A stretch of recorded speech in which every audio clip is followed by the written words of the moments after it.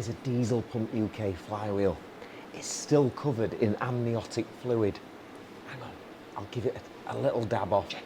Gently.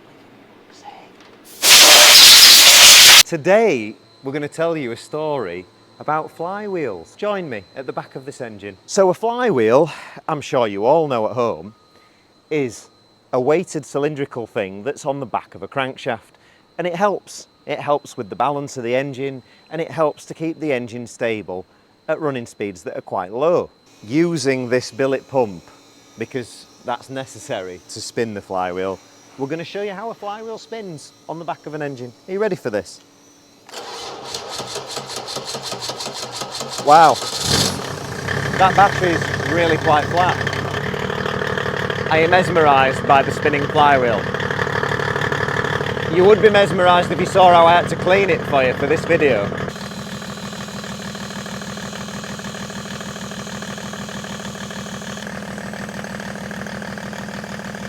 I wonder what it sounds like at the end of the exhaust pipe.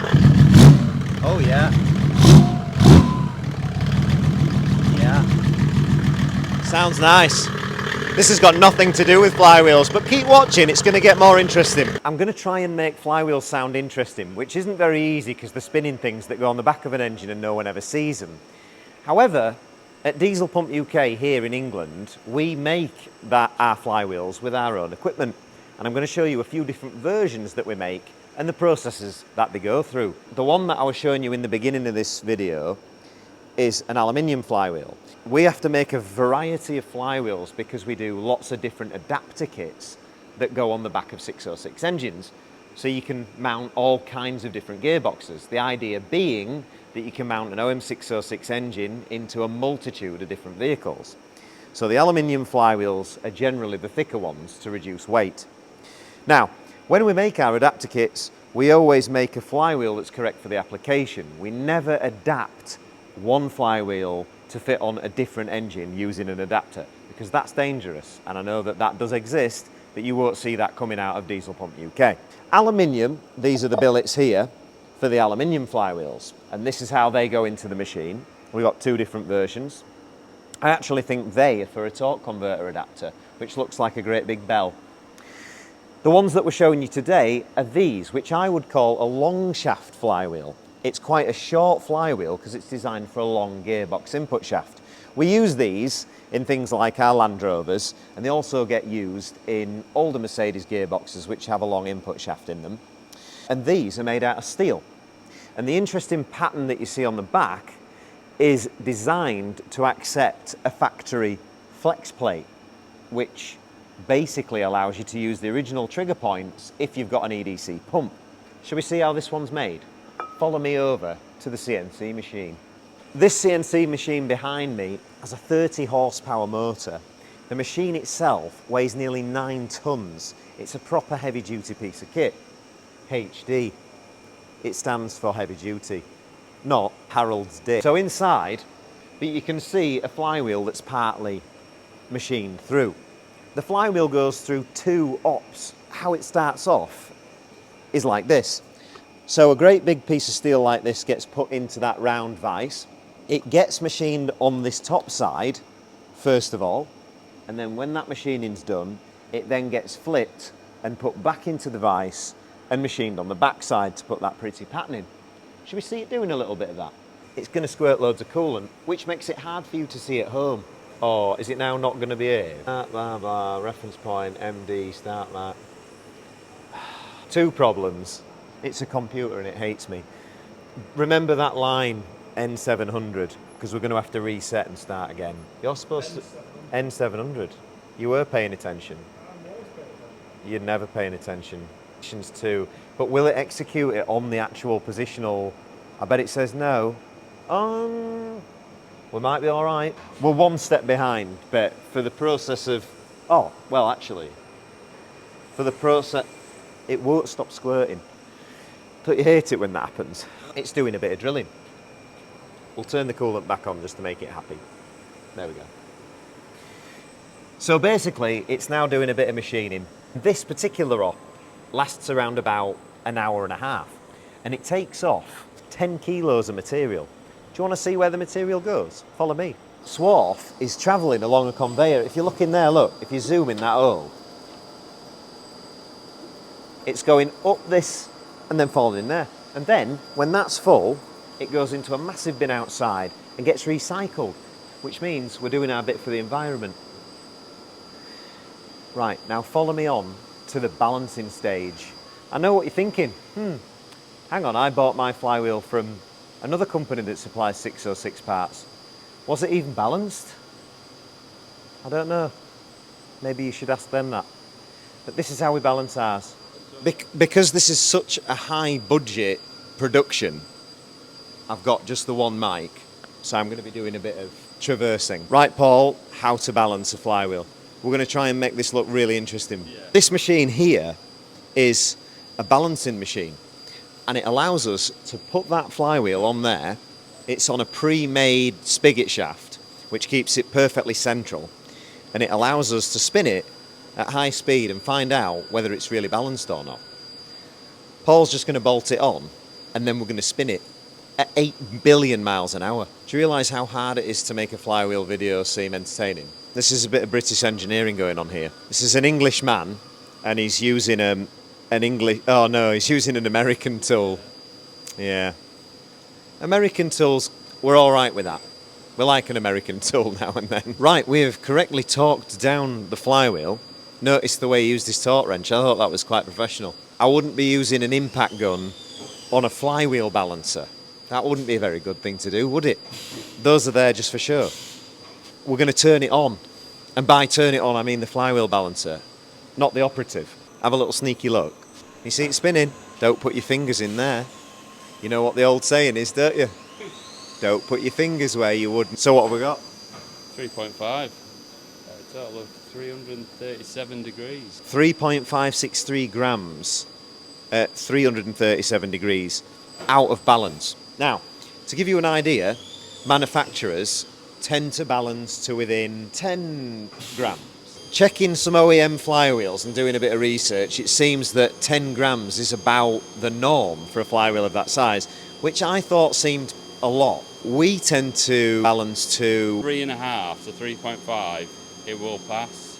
Right. But generally, because it isn't too difficult to balance them, you can get them below 1 pretty easily, so try and get them below 1. Sounds good to me. So let's see how many attempts it takes him. We can count this, can't we, on the video? How many attempts is it going to take Paul? I've said it now, and now everyone knows. I knew it was him. To drill and balance this thing. There'll be some flywheel balancing guys at home saying, I'd have done that with one eye while I was drinking my cup of tea with only one hand. For you guys at home that don't know what we're doing, the flywheel is a little bit too heavy on one side, so we're going to drill that side that's too heavy to lighten it to make it balanced. ASMR is going deep with that. He's going deep. Messy process. I could have lost my wig. We were at 3.563. Paul's drilled his hole. How close are we going to be? This is like the Wheel of Fortune. You should have seen it spinning up. You know, like again, like the Wheel of Fortune. You know, like the visual for the video. So tell us what's happened. It's passable at that, but we can do a little bit better. I think we can do better than that. So we're at 1.3 grams out of balance now. Motorsport flywheels generally tend to be 3 grams for something of this diameter. OEMs being 10. I like to see a little bit less, closer to that 1. So what did you do? Another mill there? I've just been informed by the flywheel balancing operative that we can in fact spin it without the guard on. I wouldn't advise you to do that at home, but this is a video. Always make sure you've got your safety high-vis glasses on. Yeah, squint. Here it goes. The suspense is literally killing me. Here we go. Here. Oh my God! 0.17. Can we do any better? Back it up. Can we do better? What, the 0.17 grams? The cameraman's saying, can we do better? I'm worried that if we breathed on one side of the flywheel, it might send that back again. There is one more test that I'd like to do because despite the cameraman's trying to bait us into bollocks in this, because if we go a bit too deep and then the weight ends up the other side, if it's at 1, it's super accurate. It's at 0.1. I'm pretty happy with that. That's pretty amazing. However, the run out, very importantly. It's all very well having your flywheel balanced, but if it's, you know, if this flywheel as it spins is oscillating, then it's not worth a toss, is it? So for this, we're going to use a dial gauge. It's acceptable in the OEMs to have 0.1 millimeters of run out. Good or bad? I'll leave that for you to decide. Let's see what we've got for this billet bad boy. So we started at the 30. Ooh. We saw it move there to the 27. Does it go as far as the 30? Not quite. It's like, okay, so to give you an idea of what we're looking at here, this DTI, each one of these little divisions, 0.01 millimeters, as you can see from this little example in the middle. So what we are seeing here is 0.025 millimeters of run out. Now, to put that into perspective, OEMs will allow a run out of 0.1. Americans that are watching, 1 millimeter is 40 thou. Is that right? That's right, isn't it? Yeah, 1 millimeter is 40 thou. I'm trying to work out now in my head what it would be in thou, that run out. 2.5, so it's a quarter. No, it's a quarter. So let me just do the maths. 40 divided by 10 divided by 4, so 1. What? Did he just say that? He already said that.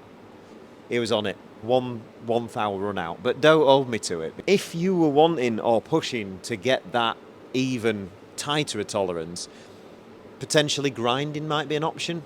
So that's how you check the balance of your flywheel and the run out of your flywheel. And it's all done in the UK at Diesel Pump UK for you at home. Why didn't you balance the clutch cover at the same time? Because the clutch covers are already balanced. And also you might ask, is the engine internally or externally balanced? 606 is internally balanced, so it wants a zero balanced flywheel. Why didn't you balance the flywheel and the crankshaft together? Because we didn't need to. The crankshaft is already balanced, and unless we've taken material off it or damaged it, we really don't need to do that. Is that Paul from Darkside? We don't know. We were just working here and he turned up one day.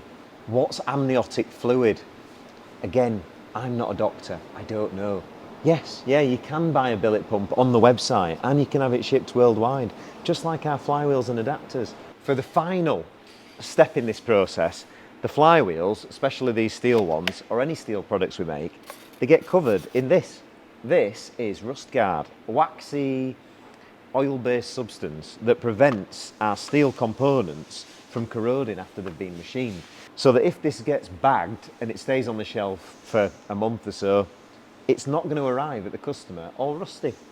And that, ladies and gentlemen, is a story all about how a flywheel is born in England at Diesel Pump UK. Bye for now, and I'll see you on the next one.